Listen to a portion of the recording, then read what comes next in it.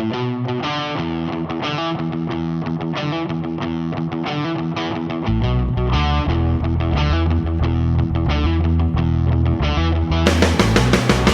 we're taking this 1997 Toyota FZJ80 LandCruiser. We're putting a 3-inch Old Man Emu suspension system on there, shocks and everything, and some tires and rims. We're going to get started now by taking the rims and tires off and getting the suspension work going.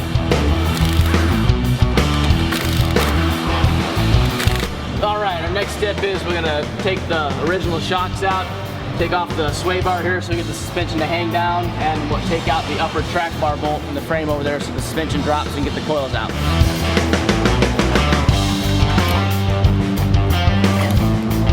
Alright, taking the shocks off now.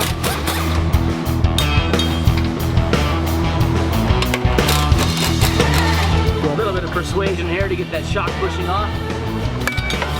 Here we go. Alright, we take out the upper track bar bolt. That way the suspension will drop down. We'll get the coils in and out a lot easier.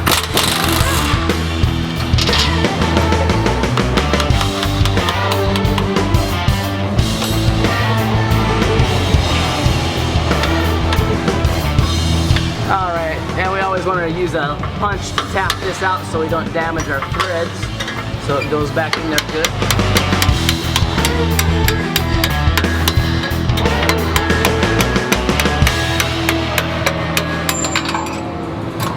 Caught the bolt for us. This is the e-brake bracket, a little more flex in there. Take out this mount holding the brake line bracket in place. That way we'll get a little more flex on our brake lines right here when we drop it down. And we check all our lines. We got a bent tube right over here. We're just going to slide this off right now for here.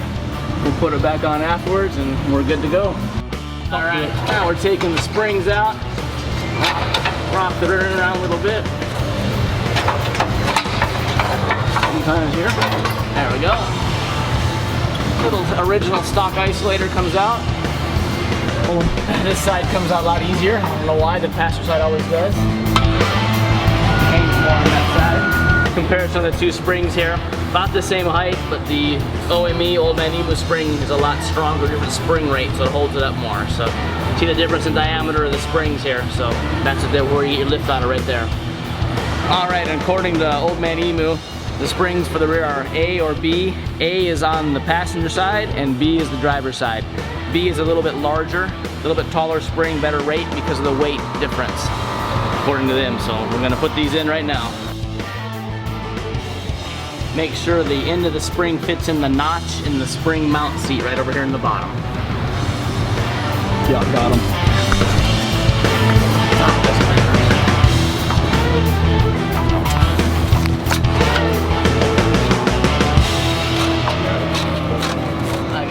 Gotta twist it. You want me to lift it?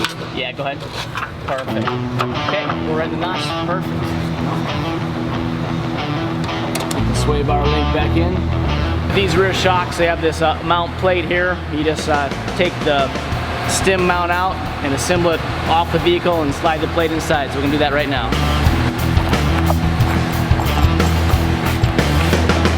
In the new shocks, there's not a left or right, so it doesn't matter which side. Just the way you put the bushings on, you have the big washer goes on the stud first, your bushing, and this is the bottom plate goes underneath. And then after we get our mount on,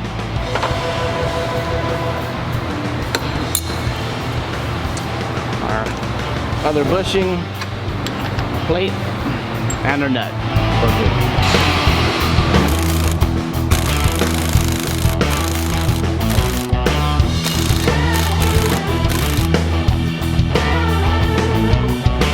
Then when you tighten up this, you just want to compress these bushings down. Usually say 1/4 of an inch to 3/8 of an inch compression on the bushings, so it doesn't pivot too much on there, but if you go too tight, it'll wear the bushings out prematurely. And to get the bottom bushing in, a little bit of grease on the urethane, it'll slide right through. A vise or anything just to push it through evenly. Apply a little bit of grease on the inner bushing so it slides over the shaft easy for installation. Another benefit of lubing up the bushings is the grease helps the bushing to be able to pivot. If the urethane is not able to pivot, then it starts to break it down. So we always lube it up really good when we put it together. All right, now we're putting the new shocks inside, the upper mount in first. When you're installing these, make sure the bolts thread in nice and easy first, so nothing gets the thread stripped on them.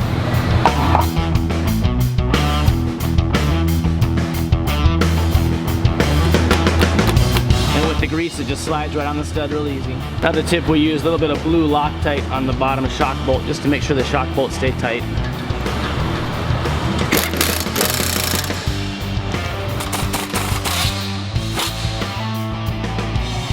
And we're doing the exact same thing on the passenger side rear shock.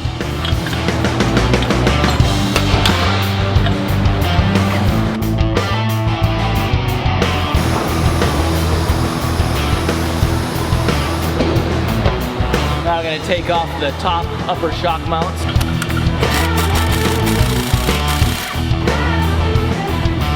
Front, we're just going to top off the breather line. A little extra room there, let it hang for now. And then we're going to take out the mount for the brake line. Is not on the housing. This one, it's up on the frame, so we'll take this 12mm bolt out, so we got some play up there. We're taking off the bottom shock bolts, remove the shocks out of here.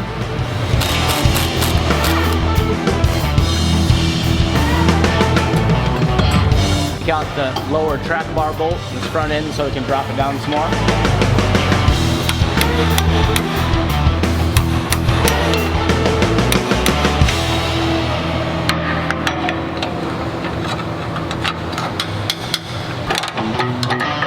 Alright, now we're going to take out the sway bar mounts right here, so the sway bar is going to be able to drop down when we lower the suspension. Once we got everything disconnected, we lower the front axle down, lift up on the springs, and they slide right out.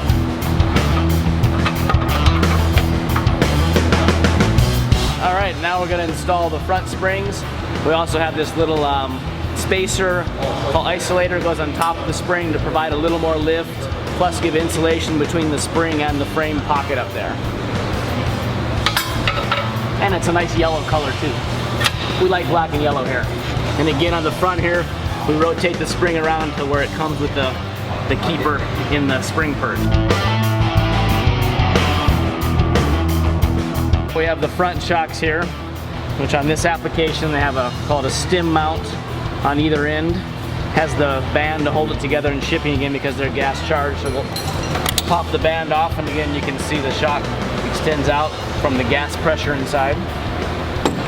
We have our bushing packs for upper and lower right here, so we'll get those put together. Putting the bushings on, same order as the upper mount in the rear. You have your washer, your bushing, and then your, drop it here, your other washer to protect the bushing on the frame mount seat there. And we'll have the same thing on the bottom of the stem over here.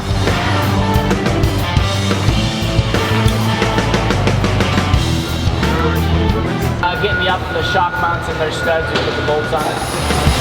Okay. Now we're just getting the vehicle on the ground to get the track bar to line up. So we set it on the ground and turn the steering wheel till the hole lines up and bolt it right in place. Extra clearance for the track bar, we had to pop off this tie rod in. Get some extra clearance here to get the bolt to go in and a straight shot through the hole. Now we're going to take off the trailing arm. Got to change out the bushings here to some eccentric bushings to get the caster correct on the alignment.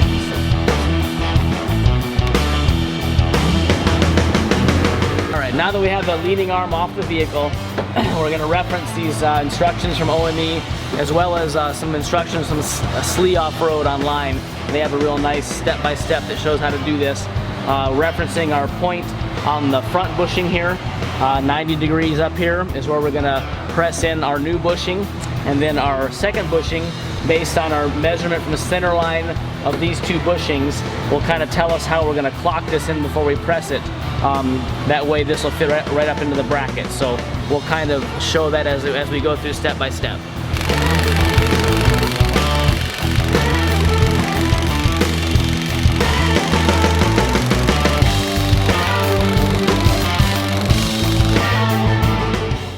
Now that we got the front bushing of our leading arm pressed in at 90 degrees up, we line up our back bushing offset with our center to center measurement between the holes the same as it was with the stock ones. That gives us our angle, which we can see through the back side here.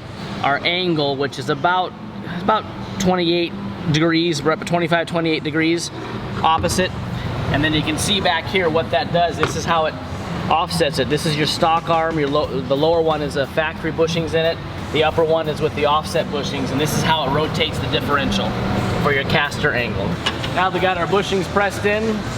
A little bit of persuasion there to get them in there, but they got in nice and good with their offset.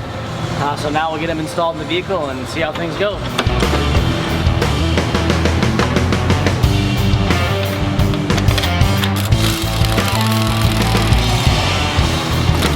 All right, for the LandCruiser, we're going with 17x9, the KMC 125 series, which is one of the nice new design rims they got out. And also going with Mickey Thompson, the Baja ATZ P3, which is the new tread design, in the 315/70/17, the 35-inch tall. Should fit real nice with that old man Emo lift.